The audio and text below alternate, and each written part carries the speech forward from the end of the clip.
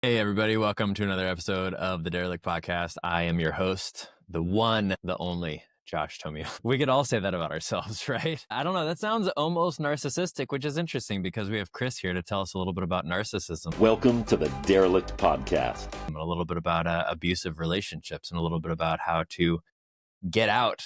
Maybe you have been there and you want to get out. So he is an expert on that. So Chris, thanks for joining us, man. Good to see you. Josh, I'm so excited to be here with you today. I don't know if your audience knows this, but this interview came from an interview you did with my partner, Lisa. And when I was sitting there kind of, behind the scenes, working the controls and all that, I was like, my gosh, that was a great interview. And we had a conversation after, and that's where the second half of the Home and Home came from. I appreciate that. And I also really appreciated actually what you said to me during that time is you said something to the effect of, usually I get on here and I start producing the show. And then once everything is up and running, I just jump off. But your guys' interview is so good that I stayed. Right? Something to that effect.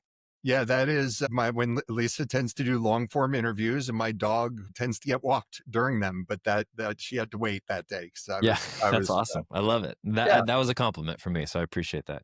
You took it the right way. Well, here's the deal. Here's what we just talked about beforehand that I think would be really interesting for us to talk about. And that is that you just recently went through an experience, and I want to hear a little bit more about this from you, just realizing some stuff that has blocked you, which I think is fascinating because your whole business is helping people in really high conflict situation, right? Whether that means that they're getting out of a really bad partnership or marriage, or maybe they're going through the divorce process, or maybe it's not a marriage. Maybe they're just trying to get out of an abusive relationship. And we hear about these things a lot, and I don't think it's as common as everybody thinks it is based on how social media purports it and everything else. But I would assume you probably think it's even more common because it's all the people you deal with all the time. But what I think is really interesting about it, which I really want to get to, is you just recently realized in your own life there's been some stuff blocking you in your own relationship. And you're already on round 2, so to speak, if we want to call it something else, or the better round or 2.0 or whatever it is, right? Where you had the marriage and the family and the kids and all that. And then this is round 2. And I'd love to hear a little bit more about your story. Maybe let's just start with that. I'd love to hear a little bit more about your story and kind of how you got there and how this passion came up with dealing with these people that have really, high conflict. So why don't we just start and do a quick background? Just tell us where you came from. Sounds like you had a marriage and kids, and what happened there? Yeah, sure. I'll answer that question like kind of the traditional way first, and that is, my background was in sales and technology, and for a while I was a financial advisor about 20 years ago. Corporate guy, all that. Got married, had 2 sons. They are now 21 and 18. And 11 years ago now, my marriage ended. My ex actually left me. I don't think one of the things that we discussed, I think, was we talked about resilience a little bit. And my ex leaving me was one of the kindest things she ever did during that relationship, because I would not have left. I went through some stuff that I didn't understand at the time when I was younger, that gave me great resilience. And we all look at resilience and say, what a wonderful trait to have, right? You can get through anything. Well, yeah, it's a wonderful trait, but in abundance, it can keep you in a situation that you shouldn't be in. So that's why I say my ex leaving me was super kind, because as it turns out, our divorce, which was primarily a custody centered divorce, took 3 years and cost me $300,000 that I didn't have. Yeah. Yeah. And that was for no reason other than. Wait, sorry. When you say it costs you $300,000, are you just talking like attorney and court fees and stuff? You're not even talking about division of assets or anything, right? No, I'm talking about the legal and related expenses. And so I'll share a little bit more of my story, and it'll kind of develop what that's all about. During my I would never recommend that anybody going through a high conflict divorce start a new relationship during that divorce. That's not the best time to do it, but that's what happened. I met a woman who, it turns out, is the love of my life, who is the same woman who interviewed you. Her name is Lisa, and she's not only my life partner, but my business partner as well. And about 8 months into our relationship, with my divorce going sideways, her divorce off the rails, all kinds of problems, my ex called me a narcissist. And at the time, I was still actually talking with her. And I learned long ago that with her, every accusation was an admission. So I knew to turn over the rocks when she accused me of something. So she called me a narcissist. What did I do? I Googled narcissism, came across a Wikipedia article. And when I read it, my jaw hit the floor. I was like, oh my God, this is exactly what's going on. This is what's been going on for a decade. This explains everything. And I emailed Lisa the link to it. I'm like, this is what's going on in my case. And I got together with her that night. And I remember standing in her kitchen. A lot of stuff happened in her kitchen, but this is the first pivotal conversation. She said to me, oh my God, me too. That's exactly what was. Now hers is a covert. Mine is the big, flashy, flamboyant, overt narcissist, but the behaviors are, in the same family. So that began our journey of figuring out, like, oh my God, how can we deal with these people? My divorce is going out of control. What can I do? Before you get further, can Sure. we touch on that, what you just said? Because I thought what you just said was actually really powerful, but I wanna address it. So what is the difference between a covert and an overt narcissist? Sure. Well, it's not especially important in our work, but if you've seen the person at the party who's the big, center of attention, everything is very loud, everything is look at me in a group setting. A covert tends to be more like the one-on-one, more quiet, less drawing attention, just as manipulative, just as prone to lying, just as, like, they check all the boxes. It's just in the presentation. So Just that's less the attention seeking? Is that the main well, difference? that's probably the most noticeable difference.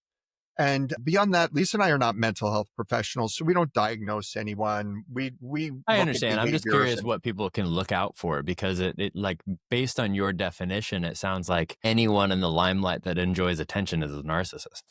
not necessarily, but certainly those positions in life, whether they be like performers. My ex is a classical musician. She performs in orchestras and things like that. But positions of power, we see a lot of narcissists in like the police force or lawyers or the medical professions, things where they're respected in the community, a lot of public office, leadership kind of positions, because that gets the respect and the attention. One of the fundamental traits of these people is that they have an inability to regulate their own self-esteem.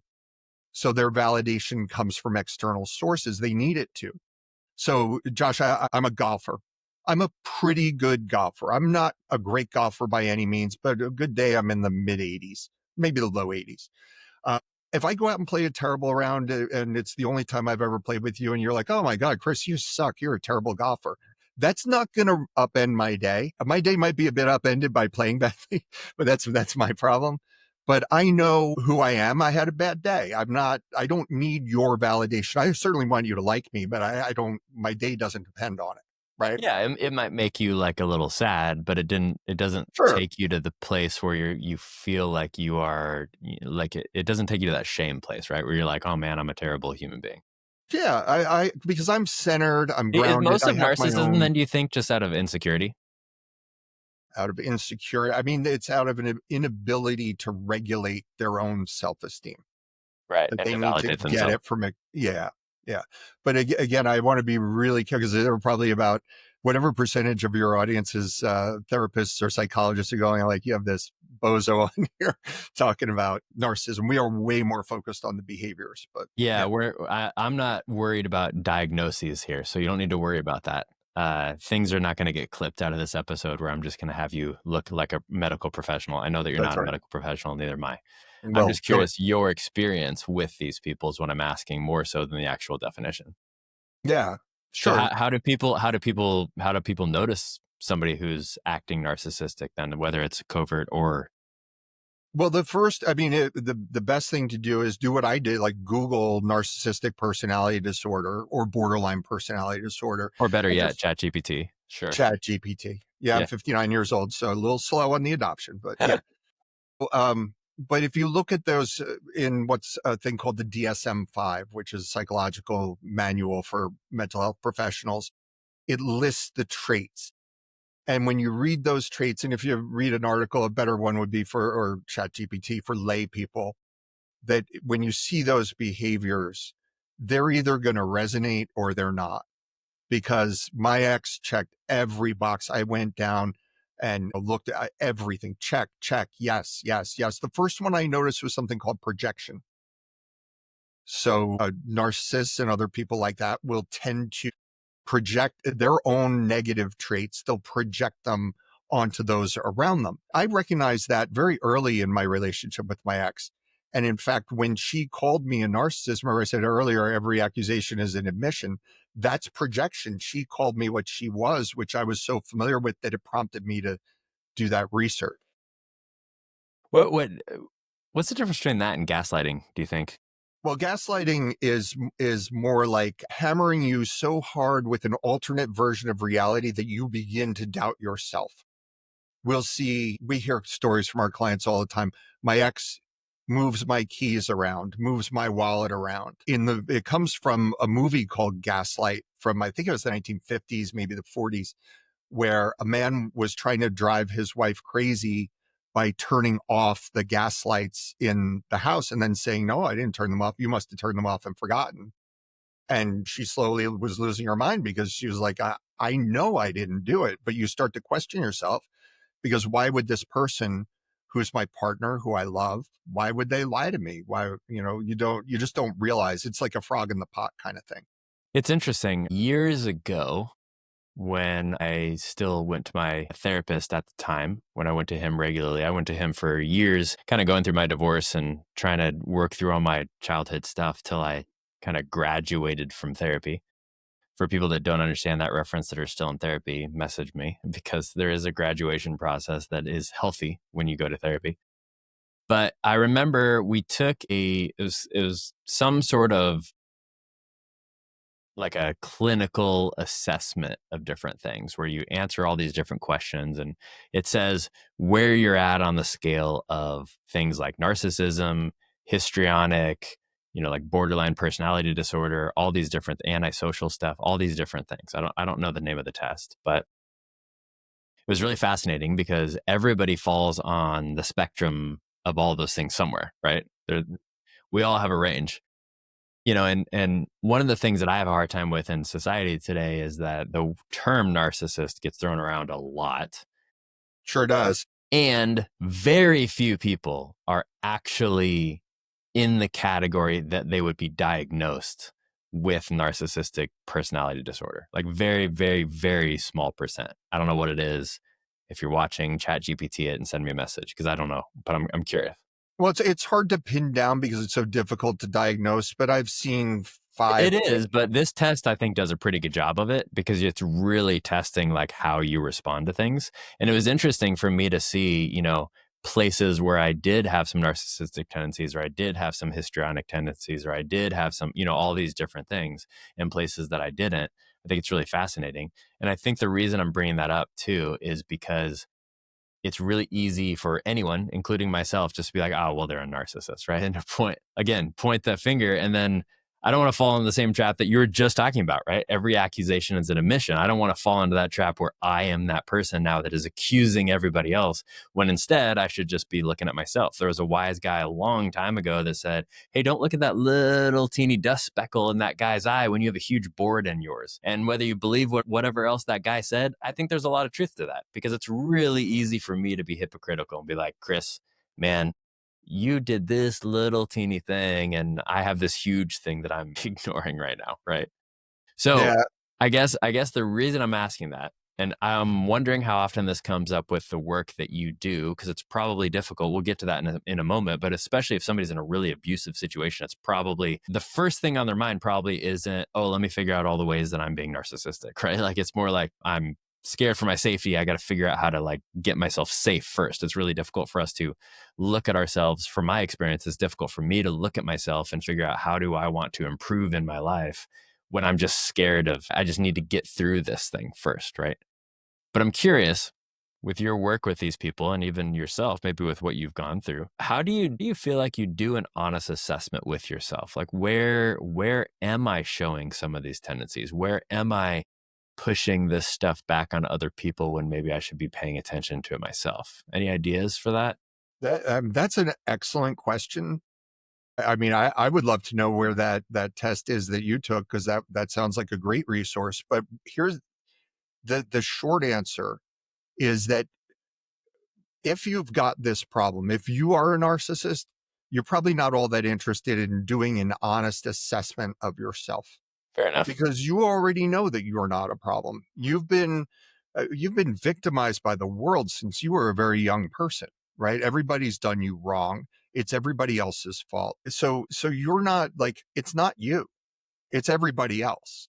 Right. The fact that you did that and you were looking for, I'll say shortcomings or whatever, things to work on in your personality is a pretty strong sign to me that you probably are not a narcissist. But as you said, we all do from time to time exhibit narcissistic tendencies, especially when we're younger. Like teenagers are notorious narcissists. I mean, lowercase n, right? Not diagnosed, but there are some stages of development during which narcissistic traits are tend to be kind of prominent. But I want to get to your question also, though, about your questioning yourself and people who are in abusive relationships not needing to do that. There are at least a good portion of people that come to us and were in an abusive relationship themselves, and they are either still questioning or spent time questioning.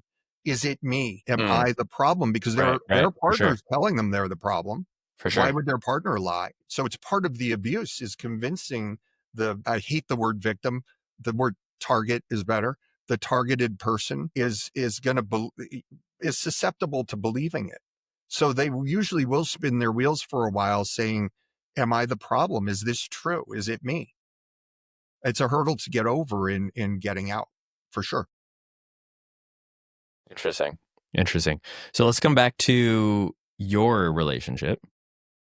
So you just tell us briefly. So like you're married, have kids Yes. before, right? So I married in 2004, or yeah, 2004, separated in 2014, about 10 years together. Yeah, we have two kids. They were born in 2003, 2006. We were together since 2000. So it was a so this is another thing with relationships with toxic people. A lot of times they get off to spectacular starts. They have very fast courtships. I cannot believe I found my soulmate. This is the most incredible thing. Very quick engagements, very quick to have kids, whatever it is, very quick to commit. And then it's like too good to be true. And almost immediately it starts turning. And it's this long, slow, there's like an idealization phase, it's called, where they put you on a pedestal. And I think it's sincere. I think my ex looked at me and was like, oh, he's wonderful. He's everything I ever wanted. But then over time, it erodes. It becomes, how could he be any kind of a decent person if he's interested in someone like me? So there must be something wrong with him. And then it starts devaluing and all that. And by the end, I mean, it was awful, but if you look at pictures of me from back then, I look hollowed out. And that's how I felt. I felt like I had completely lost my center. I didn't know who I was anymore. I hadn't laughed. And Josh, I laugh all the time. All the time. I know I have bitchy resting face a little bit. That's not me. I'm not like, You do have I a bit of an RBF for sure. I know. I wish I just realized that in the last couple of years. I'm going to work on that. But I'm a goofball. Like I'm just completely Hey, silly. I get it. My middle child has the RBF that will send daggers through your spine and murder you 20 times over. And she is also just the biggest goofball and such a love. So like I, I get that. I'm a hugger. Just like super friendly, but Yeah, I'm big. you look like a teddy bear with an RBF. Yeah, I don't know. So I'll work on that. We can always improve. But anyway, it was so awful at the end. Not or hardly even talking with each other. And then finally, spare you the details, but she left me and started this whole process. I'd like to get back to Chris and Lisa in Lisa's kitchen, which is where we last Sure. left our heroes. we have this conversation, we figure out at least what the root problem is, and we start doing research. And we're very supportive of each other throughout. It's such a wonderful story how we met on Match at a time when neither of us should be starting a relationship, but that's what life dealt us. And she is the love of my life. I'm head over heels for her to this day. Still feels like brand new. But we supported each other and we learned together. And by the time my divorce finished in 2017, we had read all the books. We had done like tons and tons of research, and we had begun helping other people with it. And I remember seeing Lisa in her kitchen. We had left the kitchen in between. We didn't spend 3 years in her kitchen. I had said to her, knowing all that we know now, if I could go back in time, I could save half that $300,000, half those 3 years in the legal system. Who knows how much emotional pain and stress and worry and fear of what my relationship with my kids would be, like all of it. I could have saved so much of that. I think it's more than half now. I think I probably could have saved 2/3 of that time and money. Maybe not the time, but the money for sure, and the emotional worry for sure. Obviously, we couldn't go back in time, and like life doesn't have a redo button. But we had also learned how many other people were suffering in these same circumstances, dealing with false accusations in court, bully attorneys, legal fees getting out of control, all the stuff they do in the legal system to continue to exert power and control over you, because that's what this is about. An abuser wants to exert power and control over you. And the end of the relationship does not mean that end of that desire, especially if you have kids. If you have kids, God, it's worse a lot of the times, that hook they have in your mouth is for set, sure. and they have no Man, intention. mine got worse after my divorce. Honestly, it did not get 100%. better. It got worse. She just sank her teeth in even deeper. So I relate to Yep. that for Well, the sure. mask comes off, right? She didn't have to fool you anymore. Josh got out, but I'm going to do all I can to still make his life hell, right? And so they don't even pretend anymore. Usually, when you're still in the relationship, they pretend enough to keep you hopeful that it'll go back to what it was like before. Right. But once they're out, well, it's Dr. Jekyll and Mr. Hyde. You get Mr. Hyde all the time, or Mrs. Hyde in my case. It sounds like anyone that you could put under the category of abuser. Again, another term I don't love to just throw around because it gets thrown around a lot as well. Like, somebody didn't open the door for me, they're an abuser. Okay, really?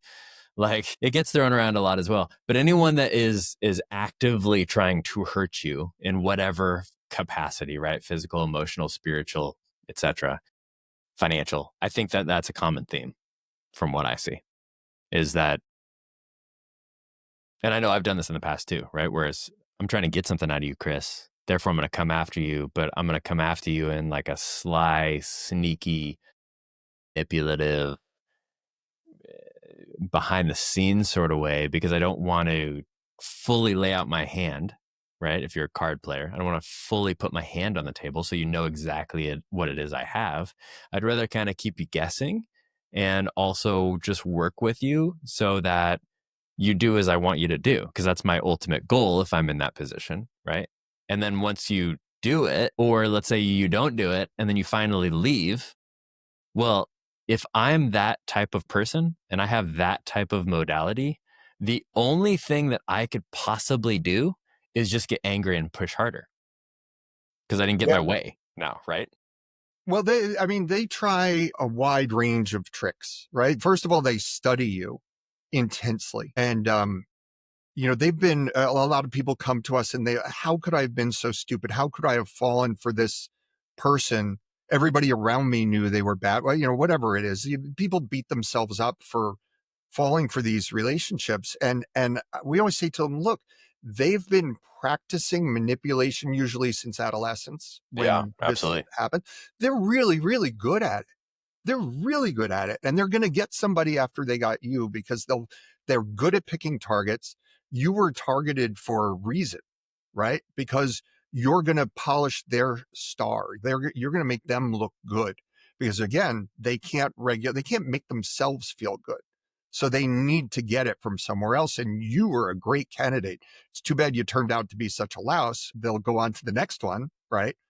Like, don't, if you're in this kind of relationship or you've been in this kind of relationship, don't beat yourself up.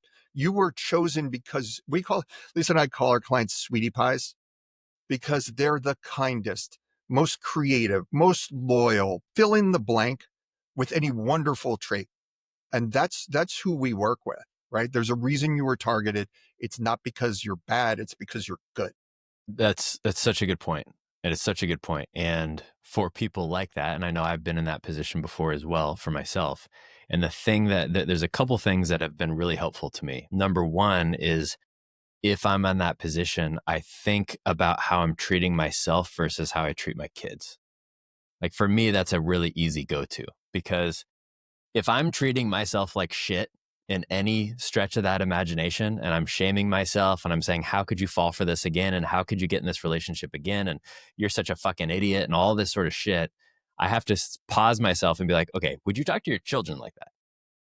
Like if your daughter came to you, my daughters aren't old enough to date yet, but if your daughter came to you and she just had her heart broken from this dude that you knew she was going to get her heart broken from anyway, because she's 15 and that's what happens when you're 15, right? We all have to go through this experience anyway.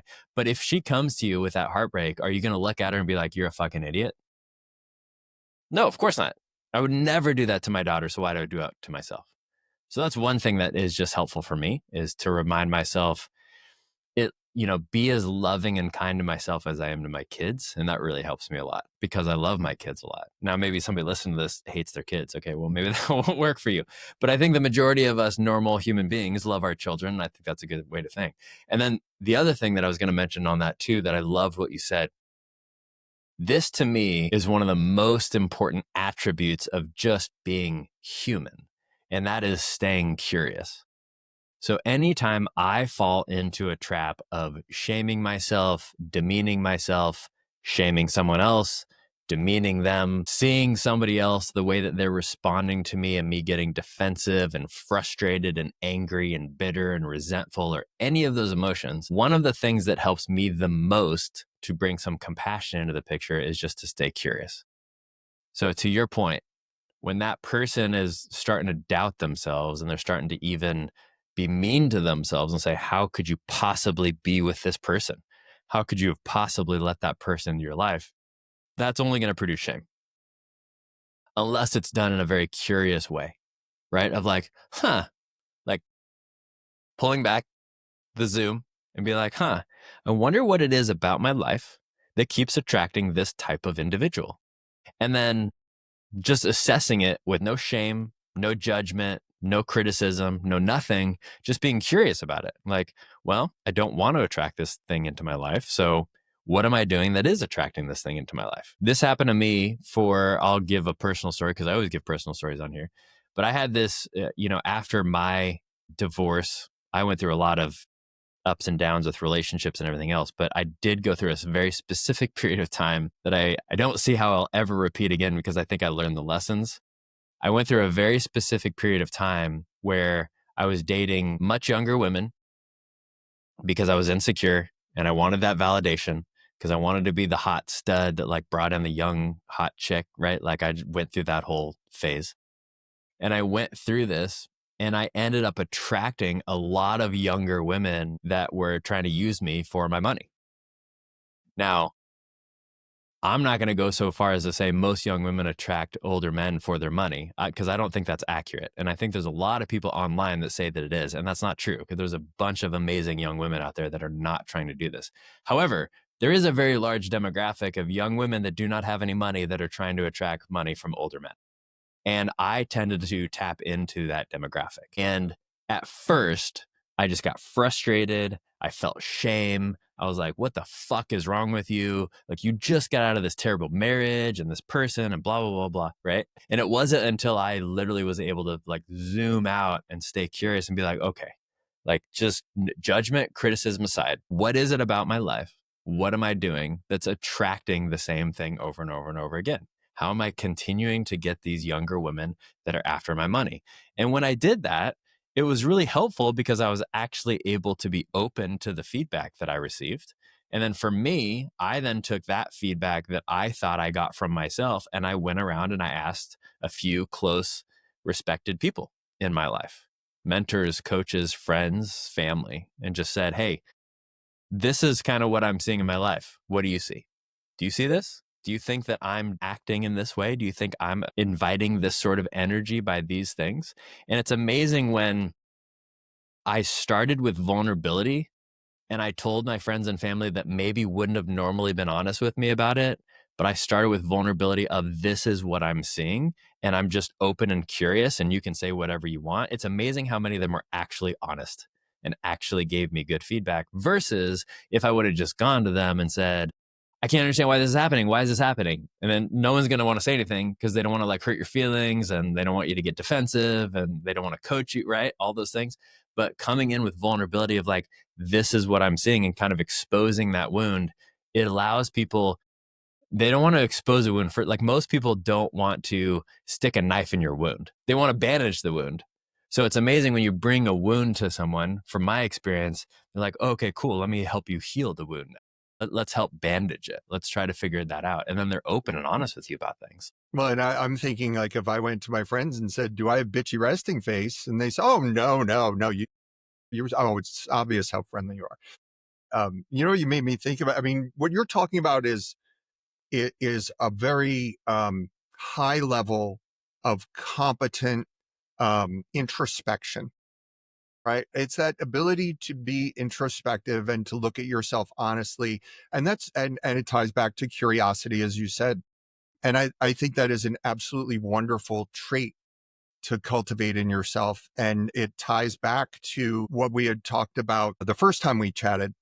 And that was where my history with my dad, and that plays into both my relationship with my ex and my relationship with Lisa and my parents. So I'm an only child, and my parents divorced when I was 12. And that in and of itself, that's difficult for kids, but kids get through that and most of them are just fine. But when my dad left, he left for his affair. I didn't realize that at the time. What did you think at the time?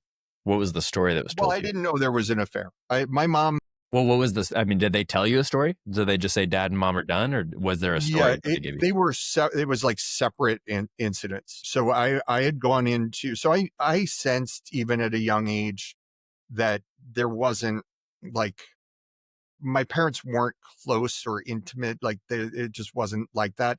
And my mom had actually battled cancer. I hardly ever talk about this, but my mom almost died of thyroid cancer when I was very little. And thank God, I mean, just thank God anyway that she ended up okay. She's still alive today at 84. But, but if I had been raised by my dad, I would have been a very different person. But while she was fighting for her life, this is when my dad started this affair. So, but I had no idea about that. I was like 7 or 8. But by the time, I used to watch, Guess on why he did that?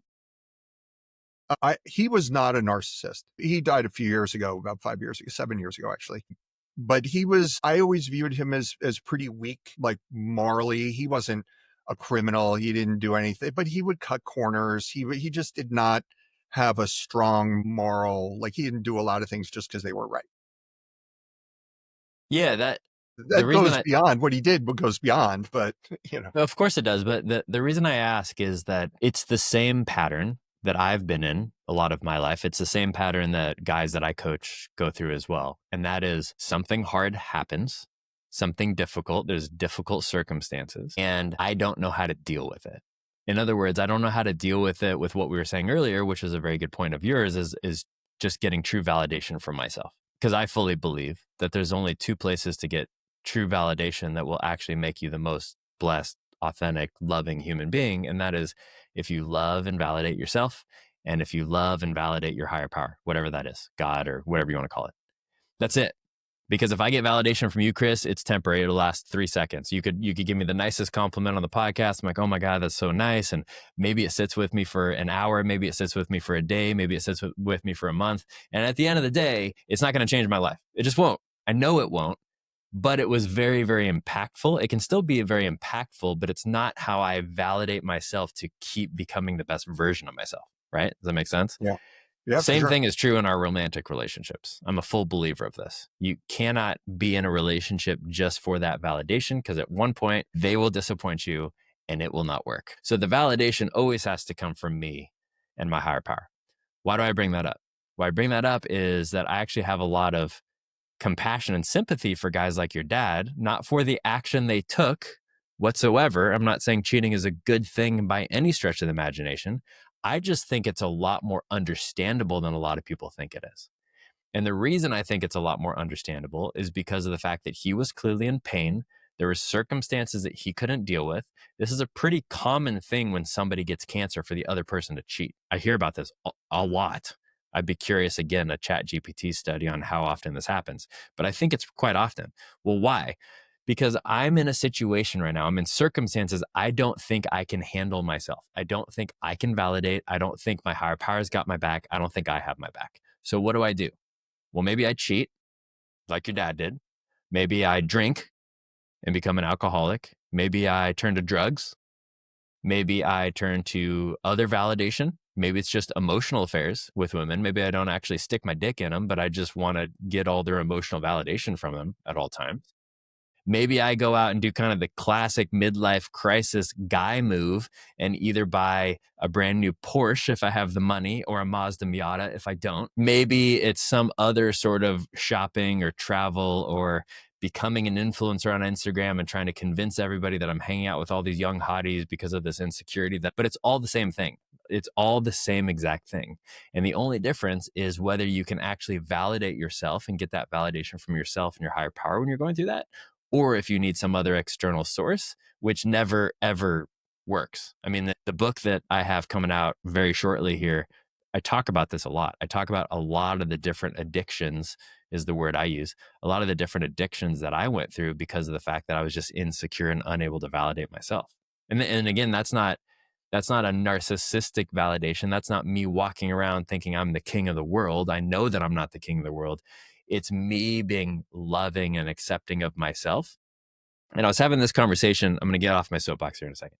I was having this conversation with a buddy Yeah, of mine who's the other day. interviewing who here, Josh? What's that? I said, who's interviewing who? I know. That's what I said. I'm going to get off my soapbox here in a second. But just one last thing I wanted to say.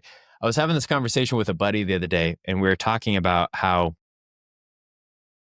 some people will use the expression of like, just be yourself, or you be you, or be authentic, and all this sort of stuff in order to just stay static in their life. And that's inaccurate. Because if I truly love myself and I'm truly validating myself and I'm loving and validating myself enough not to turn to addictions, whether it be women or alcohol or drugs or whatever, then I have to love myself enough not to let myself stay the way that I am in order to grow and to become the next best version of myself. It's never a static thing. Absolutely ever. All right, we'll get back to the interview now. Well, yeah, you're bringing me back to the end of my marriage when I didn't drink or do drugs, but I ate a lot. I like cheesesteaks Overeating's and another one for buffalo sure. wings and or not eating, right? I mean, there's all kinds of stuff. But yeah, I mean, we do what we think we need to do to soothe ourselves. And How did you, let's go back to you and let's go back to your relationship. How did you avoid doing that with your current relationship? Because what I see a lot of, to your point, is that a lot of people are going through divorce or some sort of massive breakup, and then they get in a relationship, and 9 times out of 10, it doesn't work because it's just a trauma bond and two people come together and it doesn't work. Yeah. Yours has worked so far, which is fantastic, and I love that. How did you navigate that? How did you get to a point where it like actually became a healthy relationship instead of just like being a trauma bond? I think the simplest answer is Lisa and I are both pretty much emotionally healthy people. We were in the midst of chaos, right? And this is where the resilience started to help again, right? Because as upended as my life was, I hadn't entirely lost myself.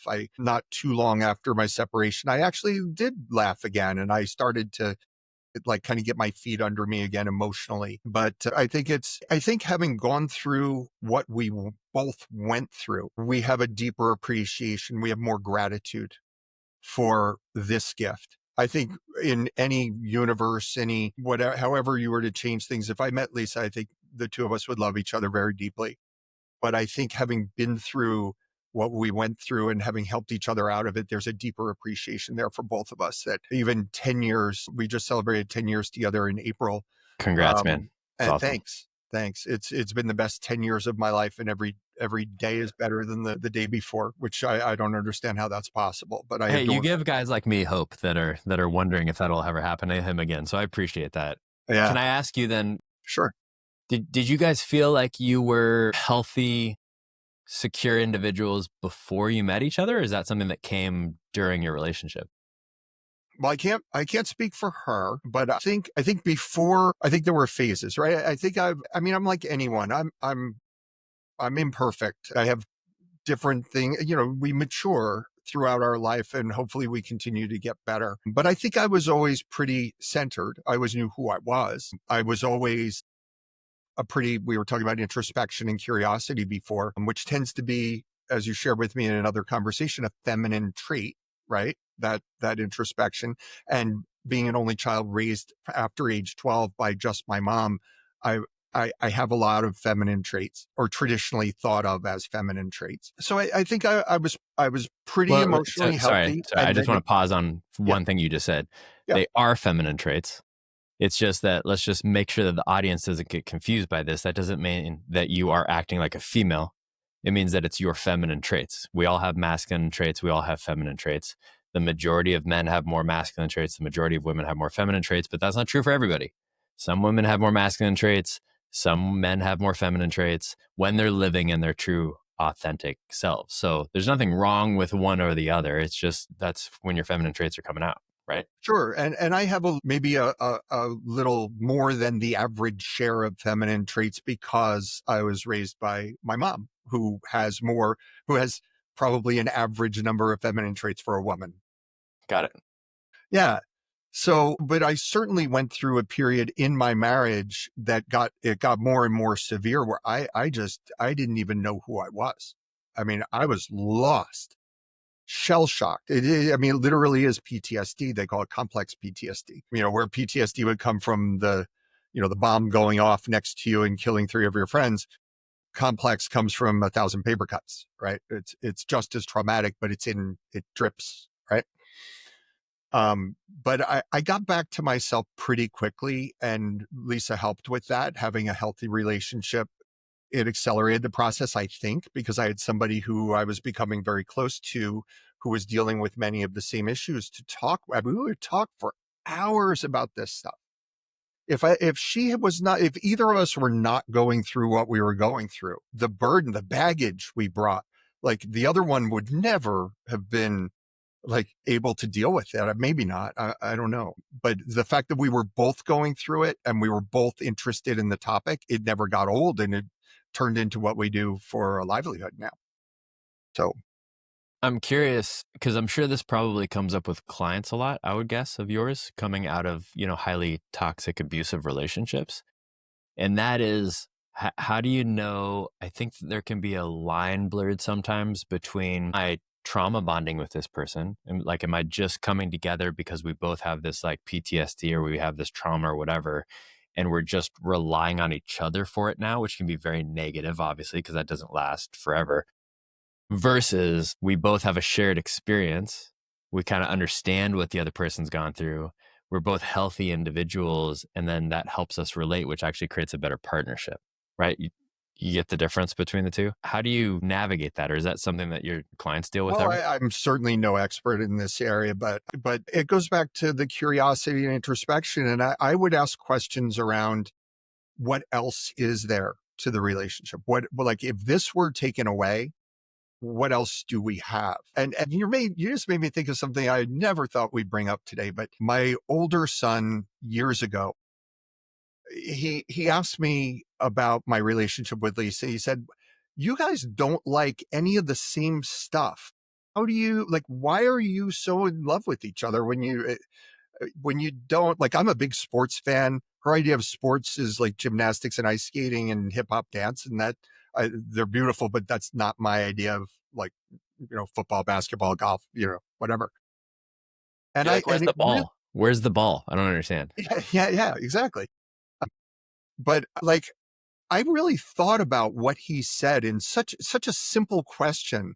but it really made me think. And it was the traits. It was character traits that we share.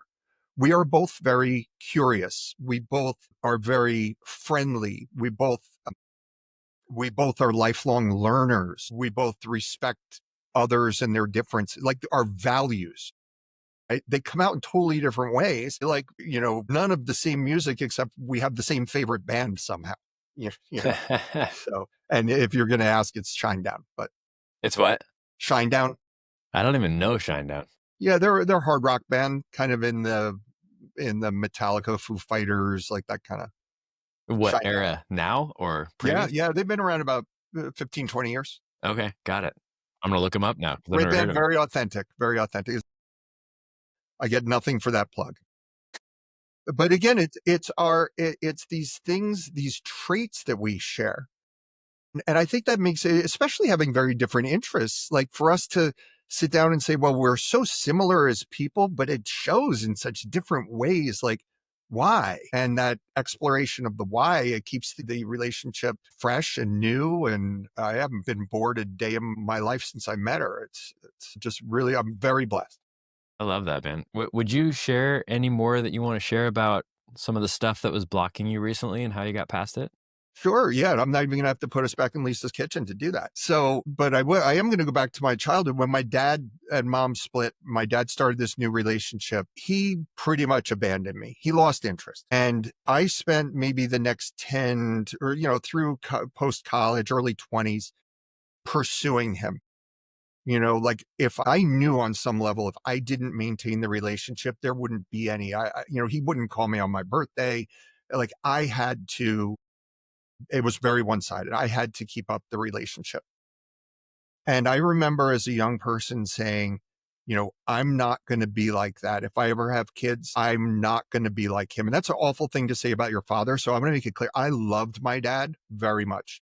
I didn't have a lot of respect for the choices he made in his life. And I certainly didn't appreciate his lack of interest in me as a child. But I realized years later in therapy, this is now about 10 years, 8 or 9 years ago, I had met Lisa, but it was early, that's what made this feeling that love was something to be pursued really made me a people pleaser. And it set me up for all kinds of problems in various relationships. None became a really big deal until my marriage. It made me a perfect target for a narcissist. I would do anything to keep the marriage. I've got to keep her happy. I've got to make this work, all of that stuff, instead of being able to step back and say, this isn't working. Right. So that was huge. But then to your question about my relationship and the blockage with Lisa, what I just realized, and this is what I mean about it's lifelong, your curiosity and introspection. It's lifelong. I'm 59 years old and I'm still figuring crap out. Right. I had been, Lisa and I are going to have a life together, whether we get married, that's just a label, but we are going to live together. We don't live together now. 10 years into the relationship, we live about 12 minutes apart. And that was intentional. That was because she has 2 kids from her marriage. I have my 2 kids. The youngest of the 4 children is my younger son who just graduated from high school last week. And so this in my mind, he's going away to college. It's not quite empty nest, but we're in the neighborhood, right? And this is when I had always said the window's going to open for us to consider moving in together, right?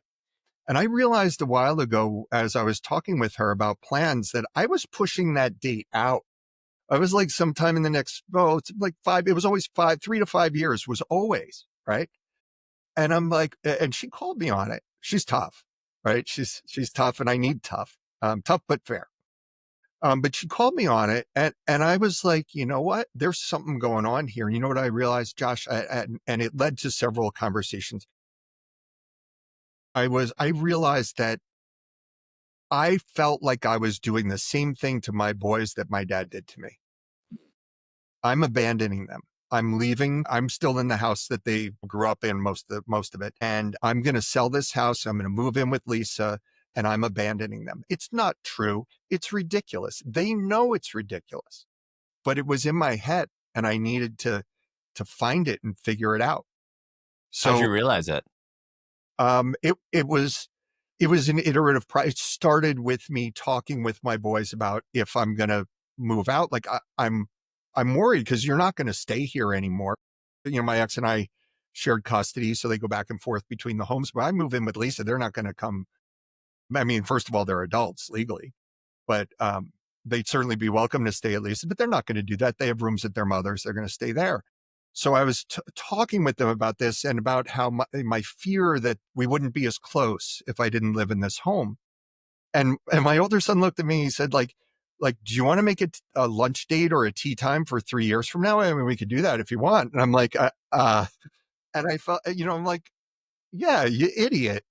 It's going to be what it's going to be, right? There's trying to control it is just spinning my wheels and getting frustrated over nothing. So that's That's what powerful. that conversation sort of started me on this path of like really, really looking into it. And it just occurred to me, that this is what's behind it. My fear of doing to my kids what my dad did to me when I had told myself my whole life, I'm not going to be like him. That's what was blocking me.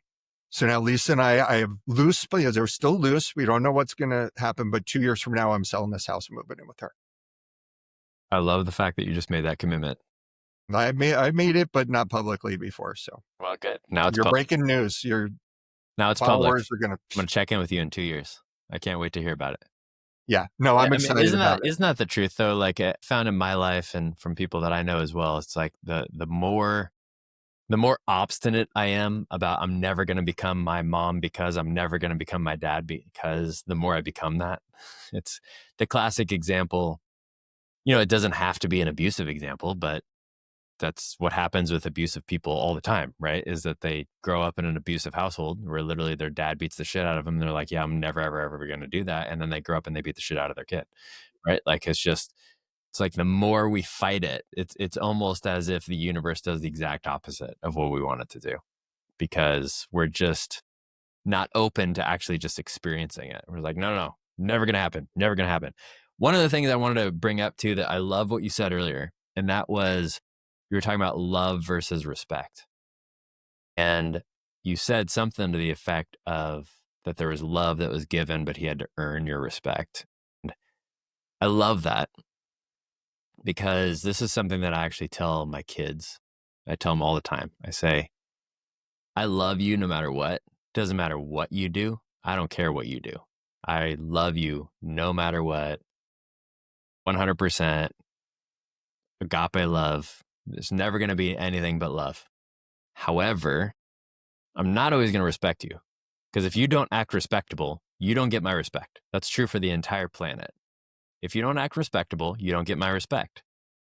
And I think that there's a lot of people that have a hard time with this concept because they're like, oh yeah, you should respect everyone. No, absolutely not. I'm not going to respect somebody that's not acting respectable.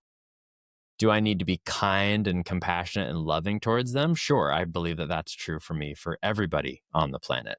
But that doesn't mean I have to respect them. And it doesn't mean that I have to, because if you do, and you fall down that path, you probably see this with people you work with. If you fall down the path of like, well, I have to respect everyone, well, then what happens with abusers? I have to respect them too if they're abusing me? I don't think so. Not going to happen. So I love that you brought that up. There's a big difference between love and respect. And one is earned and one's not. Yeah. Yeah. 100%. It's good stuff. Anything else you want? Thank you so much for sharing what was blocking you and what happened in the relationship. Is there anything else that you want to touch on there? Well, I think it's always evolving and we'll see where it goes next. I would love to check in with you in 2 years I would love to also. Hopefully sooner, but Yeah. I'll feel a little sense of accountability here, right? For sure. Put it in your calendar. 2 years from today, July 1st of 2027. Yeah, my house better be on the market by then, right? I guess it's July 2nd today, as of the time of this recording. Anything further as we kind of wind down here that you want to talk about, just as far as your work and what you do? Would love to hear a little bit more. What you want to talk a little bit more about your company and kind of the people that you coach and that sort of thing. You haven't talked about that much yet. Sure. Now I will bring you back to Lisa's Kitchen when we realized we could help other people, and we cast a bit of a wide net in the first couple of years, thinking we could help people like who are figuring out what's wrong in their relationships and all of this stuff. And there are a lot of people out there doing that, offering support and recovery from abuse and all that. We're not, as I said earlier, we're not trained mental health professionals, but where we found a real laser focus and a lot of pain was in navigating the legal system. We're not lawyers, but lawyers don't understand this stuff, generally speaking. And it's the way that the false accusations and the way that narcissists conduct themselves in the divorce and custody process. And it's horrific.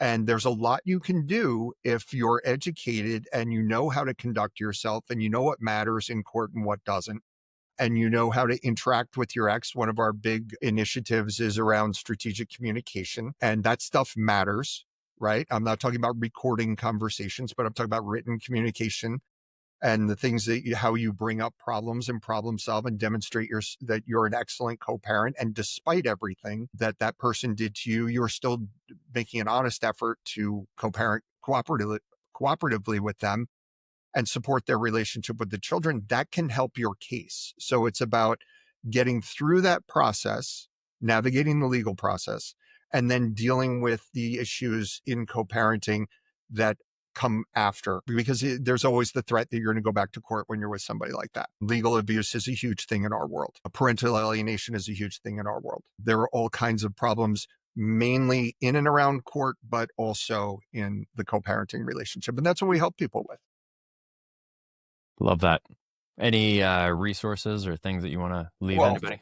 for sure, if you think you might have this issue, Lisa and I published our first book in 2023, which is named the same as our business, called Been There, Got Out: Toxic Relationships, High Conflict Divorce, and How to Stay Sane Under Insane Circumstances.